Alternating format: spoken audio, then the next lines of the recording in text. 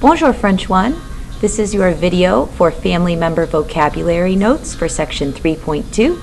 Please make sure that you're repeating after me in the pauses provided, and please notice the new feature of our notes, which is the phonetical spelling, not the official phonetic alphabet, but how an average English speaker might read and be able to pronounce these words on their own after class if you forget how they're actually pronounced. Please note, though, that this is not the official spelling of the word. You are to use the words that are actually on the line as your actual vocabulary words for sentences and writing and things like that.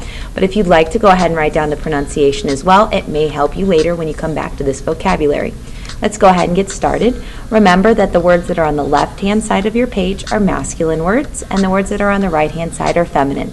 With family member vocabulary, that's usually pretty obvious, but just in case you forgot. The word for husband is mari. The word for wife is femme. The word for father is père. The word for mother is mère. The word for son is fils. The word for daughter is fille. The word for brother is frère. And the word for sister is sœur. Moving on to sometimes when we have blended families, the word for stepfather is beau-père. The word for stepmother is belle-mère. The word for a half-brother or stepbrother is demi-frère. The word for half-sister or stepsister is demi-sœur. The word for grandfather is grand-père. The word for grandmother is grand-mère. The word for grandson is petit-fils.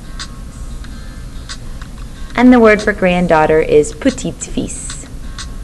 Oh, petite-fille. Sorry about that. Whenever we're moving on to uncles and aunts, the word for uncle is oncle. The word for aunt is tante. The word for your nephew is neveu.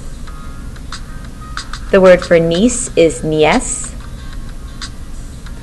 The word for a cousin who is a boy is cousin. And the word for a cousin who's a girl is cousine. Whenever you start generalizing and combining people together and using the plurals of words, you may end up with something like parents, which in French is parents, grandparents, which are grands-parents. Or if you want to talk about kids, the word for kids is enfant. And if you want to separate it into a kid who is a boy, un enfant, and a kid who is a girl, une enfant.